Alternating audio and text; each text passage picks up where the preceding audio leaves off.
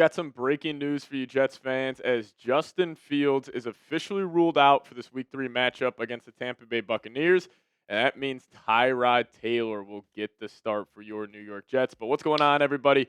Welcome on into the Jets Report. My name is Patrick Siepman, and this was the news that broke earlier on today. Ian Rappaport tweeting out Jets coach Aaron Glenn announces that QB Justin Fields is out this week as he deals with a concussion, and Tyrod Taylor will start against the Bucs. Now, I got a lot of thoughts on this. What does this mean for the Jets specifically this week, but also long-term for this entire season?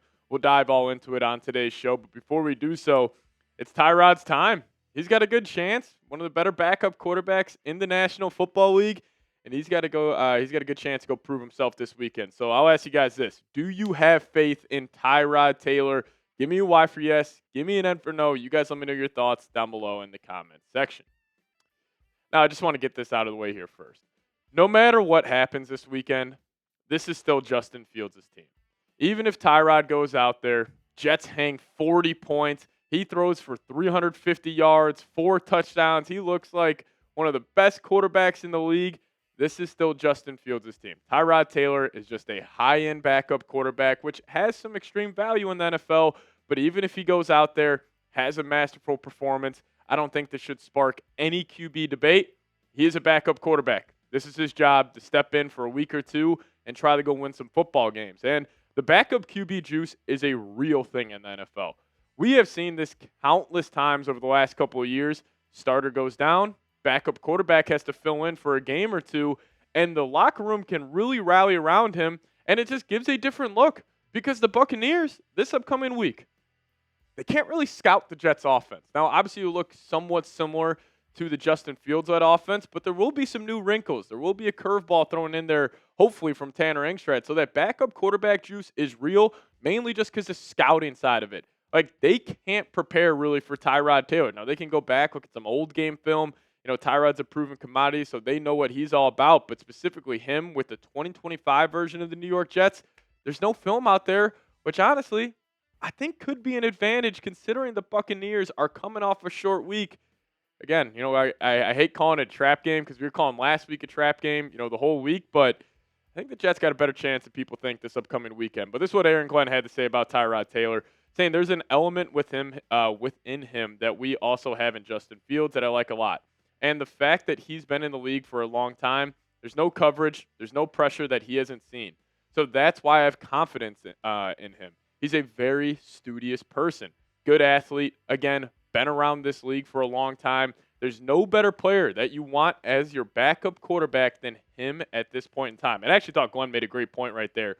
Like, there is really no scheme, coverage, blitz package that Tyrod Taylor hasn't seen. And I will give Tyrod the credit here.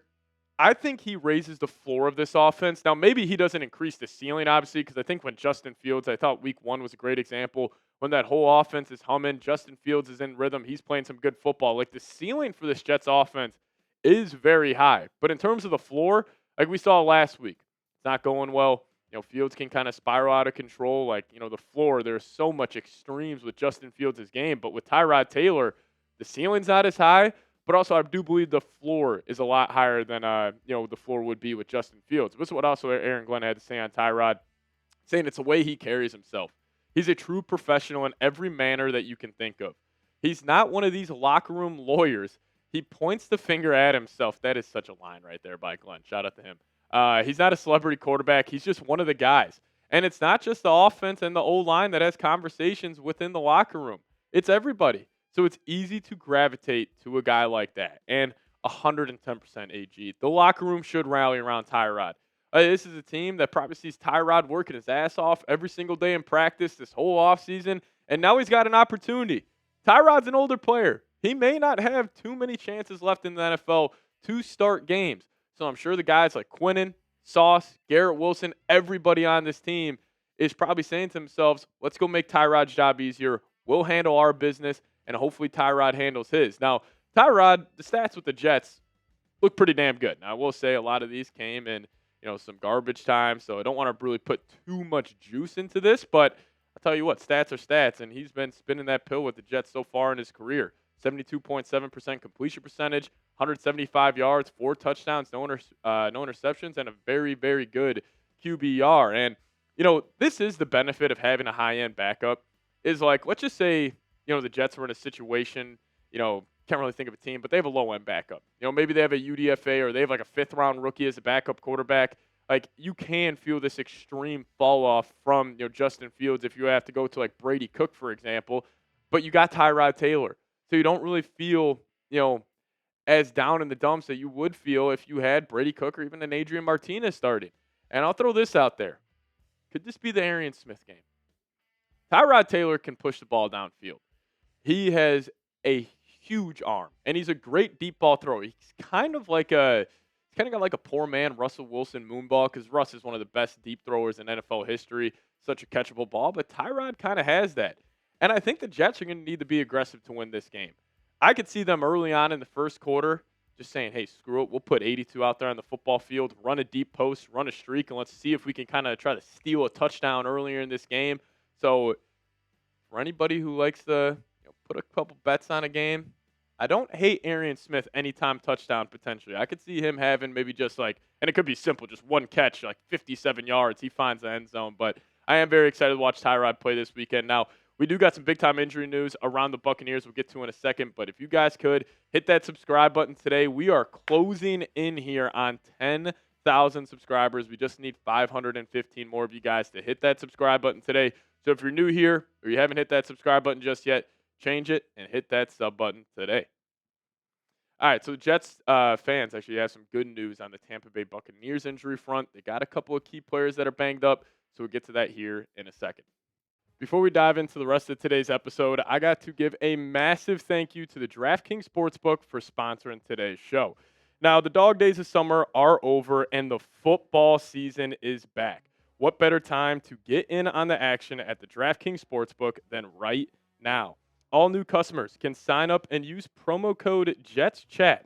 Bet just $5 of your own money and get $200 in bonus bets instantly. You heard that right. Football season is the best time of the year. Get back into the action with the DraftKings Sportsbook today. Whether you are into live in-game betting, same-game parlays, you have all the options. New customers sign up and use promo code JETSCHAT and bet just $5, and we will hook you guys up with $200 in bonus bets instantly at the DraftKings Sportsbook. Once again, thank you to the DraftKings Sportsbook for sponsoring today's show. Now let's dive into the rest of today's episode. All right, let's talk about it. The Buccaneers, coming off a short week, they were just traveling to Houston, got a couple of injuries. This could play for an advantage for the New York Jets, but a huge injury here. Their starting right tackle, Luke Gedke, he is one of the better right tackles in the league, one of the most underappreciated players, one of the more underrated players. They just gave him a hefty contract this offseason, but he avoided a major injury on Monday night, but he is expected to miss some time, possibly multiple weeks. And the belief is that he re-aggravated a foot injury he battled during the practice week. So he won't be out there for the Jets, for the Buccaneers this weekend, which means they'll probably be without both starting tackles. Now, Tristan Wirfs still working his way back. I doubt he will go. I don't know if they would try to, rush him back for this week. Probably they're aiming for week 4, but I think a big game could be coming for the edge rushers. And they're probably going to need to have a big game if the Jets win this one. Like, you're probably going to have to get home 4 or 5 times, and it starts with the 3 guys up front. Quinnen Williams, Jermaine Johnson, Will McDonald. Now, Jermaine Johnson, did not see him at practice today, so his status is unclear. So Jets fans' favorite edge rusher, Michael Clemens, might get some more tick this upcoming weekend. But still, Will McDonald, Quinnen Williams should be enough going against some backup tackles. They should have some success. I mean, we even saw the Texans. They were getting consistent pressure throughout that game. Danielle Hunter, Will Anderson. So especially if Jermaine Johnson's out there, watch out for that duo to at least have a pretty damn good game this upcoming Sunday in Tampa. But also, defensively, they're going to be without Kalijah Cansey. He's actually going to miss the rest of the season with a pectoral injury he suffered on Monday night. He's a former first-round pick out of Pittsburgh. Undersized defensive lineman, but this guy's an absolute stud, and he was really starting to come into his own, so kind of heart goes out for him there. Hopefully he'll recover just fine. But on the Jets front, this should hypothetically help the running game. But we also said the same thing last week when the Bills ruled out Ed Oliver. So I don't want to just, guarantee it's like, oh, the Jets are going to be able to run the ball. They'll bounce back. But it is an advantage because Kalijah Kancey is one of the better defensive tackles, especially at stopping the run. And he's actually a hell of a pass rusher as well from the interior of the defensive line. So hopefully Breece Hall, Braylon Allen, this offensive line is able to get more downhill. But I'll also say this for this game. This is the first must-win game of the season if you have playoff aspirations. Now, obviously the Jets are in a different spot where they're more of, trying to set a culture. They're trying, get this whole organization back on track. But if you are trying to get that 7th seed in the playoffs, which also Joe Burrow out for 3 months, Bengals probably aren't going to be a wild card team. And I just think that kind of back door is still slightly open for the Jets to make the playoffs. And also, if you could somehow beat Tampa in Tampa Bay, it's on the table that you win 3 or 4 of your next 5 games. Like, you should go to Miami and get a win. That should be a big-time spot for this Jets team. Now, the Dolphins will have extended rest as they're actually playing on Thursday night tomorrow. And then they'll also, obviously don't play till Monday night, so they'll have some extended rest. But then you got the Cowboys at home. That's winnable.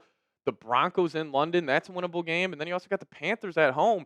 Like, if you handle business against the Tampa Bay Buccaneers, let's just say you can somehow get to 2-2, then you win 2 of these 3 games, 4-3, you got a chance. So the Jets, even though it's not looking good right now, you're starting off 0-2. You did show some good, football out there week 1. You just got to bounce back from that horrible week 2 loss. But hey, you win this week. I'm going to call this a must-win game. You got a good chance. At least just keep that door open of making the playoffs. But speaking about this game, you guys let me know your thoughts down below. Predict the score for me. Jets versus Buccaneers. You guys let me know your thoughts down below in the comments section. We'll see you guys next time. As always, go Jets.